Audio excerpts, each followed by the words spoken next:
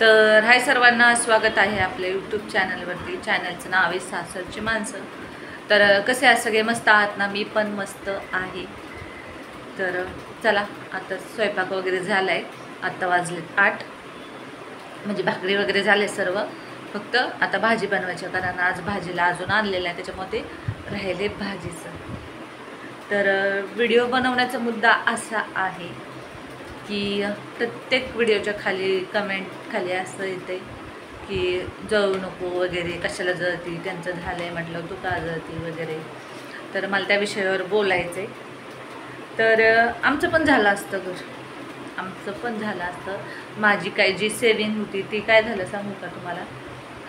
आम्ही जेव्हा वेगळं निघालो तेव्हा याला डिपॉझिट द्यावं लागतं. तर डिपॉझिट दिलं आम्ही 40,000 रुपये. तिथं गेलं, प्लस टी व्ही आमचा तो 30,000चा, प्लस असं वर खर्च, कारण वेगळं निघालो तेव्हा मला प्रत्येक गोष्ट नवीन घ्यायची होती. गॅस म्हणा, भांडी म्हणा, रॅक म्हणा, मिक्सर म्हणा, त्याला थोडीशी काय गेले असतील. तिथं माझी सेविंग थोडीशी कमी झाली, त्याच्यामुळं आमचं बजेट थोडंसं हललं, म्हणून नाही घेता आलं थोडंसं. मग आपण काय म्हटलं नंतर घेऊया, आणि काय केलं असेल थोडंफार. आणि पण तुम्हाला एक गोष्ट, मजेची गोष्ट सांगते की आपण कुणाचं काही वाईट केलेलं नाही, आणि आपल्या मनात कुणाविषयी पण काही नाही. तर त्यावेळेस कसं असतं, बंद झालं.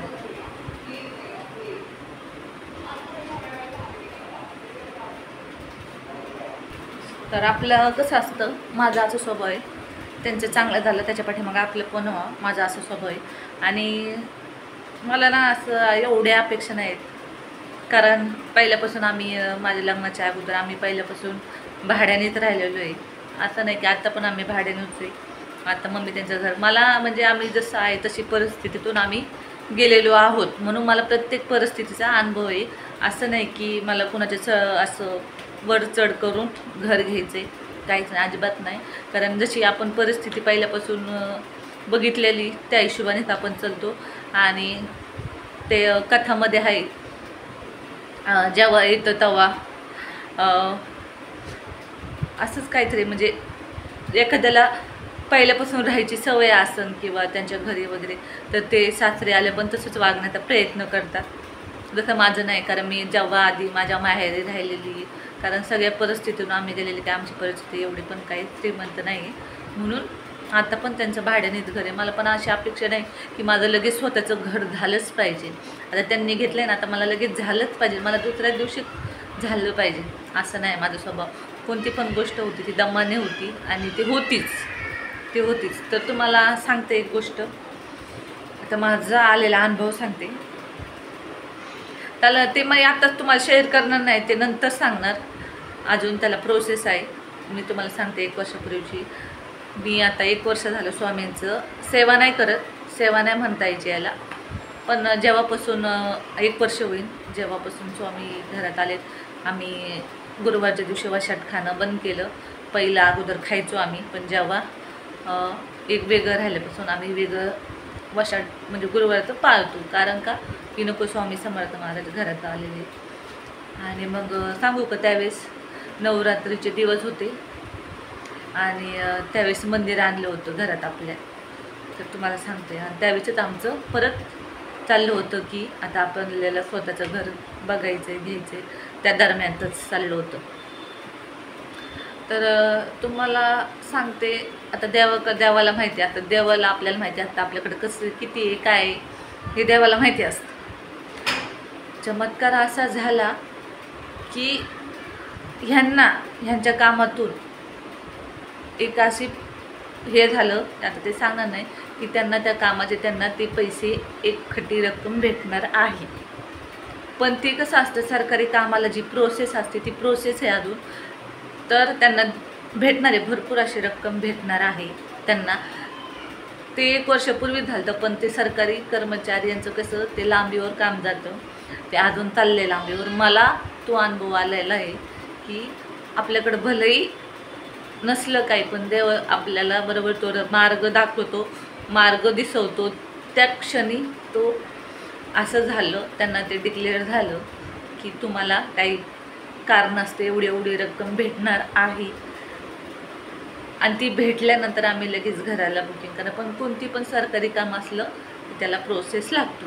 आता ते 2-3 महिन्यापूर्वी गेलते तर विचारलं तर कसं असतं, इलेक्शन झालं, 2 इलेक्शन झाले या वर्षात, तर ते पुढं ढकलण्यात आलं. तर आता ह्या वर्षी म्हणा किंवा नवीन वर्षाला ते भेटू शकते. आणि ते भेटले की आम्ही लगेच ते घराला बुकिंग करणार आहोत. तर हा आहे स्वामींचा चमत्कार. जरी आपल्यासाठी एक दरवाजा बंद झाला तर स्वामी आपल्यासाठी 1000 दरवाजे उघडतात, हे सत्य आहे. आणि तोच अनुभव आहे. त्यावेळेस ते लगेच झालं, त्यांना ती रक्कम आहे आणि ती रक्कम आपल्याला घर बुकिंग करण्यासाठी बस आहे, हीच माझी इच्छा आहे. आणि असं नाही की जळते वगैरे काहीच नाही, हा प्रश्नच नाही. कारण आपण जशी परिस्थिती बघितलेली तशीच परिस्थिती आपण सासरे असताना पण तशीच काढायची. नाही कोणत्या प्रकारचा हट्ट करायचा, नाही कोणत्या प्रकारचं रुसाफुगी करायची. घरामध्ये असताना आनंदात राहायचं, आनंदात जगायचं. काय काय बायकांना बघ हट्ट करायची सवय असते घरामध्ये. नाही मला हे पाहिजे, नाही मला ते पाहिजेलच, नाही मला असंच पाहिजे, नाही मला तसंच पाहिजे. अजिबात नाही. आपली आता आयुष्यभर जरी आम्ही भाड्याच्या रूममध्ये राहिलो तरी मला काही फरक नाही पडत, काहीच नाही. कारण माहेरी आम्ही तसं केलेलं आहे. आता पहिल्यापासून आम्ही भाड्यानेच आहे, अजून स्वतःचं घर नाही.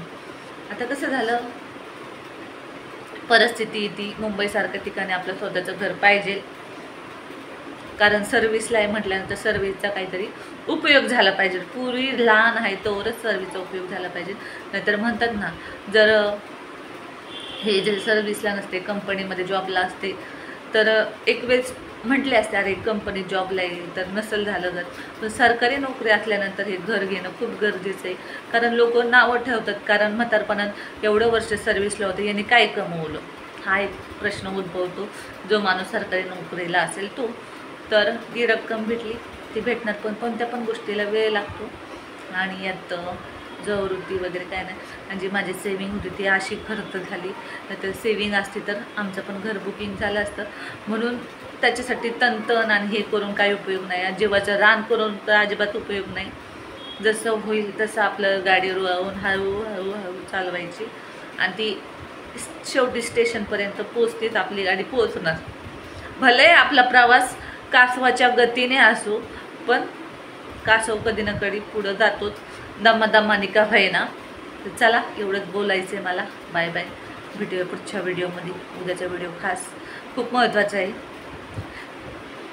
चला बाय बाय. आता करते, पप्पा आलेत, स्वयंपाक बनवायचा आहे मला. म्हणजे झालं आहे बरं का, चपात्या वगैरे झाल्यात, फक्त भाजीची वाट बघायची होती ती बाकी आहे. चलो मिलते हैं नेक्स्ट व्हिडिओ में. पण हा स्वामींचा हा चमत्कार आहे बरं का, हे खरं सत्य. रात्रीची वेळ झाली, खोटं नाही बोलत. चलो बाय बाय. मिलते हैं नेक्स्ट वीडियो में.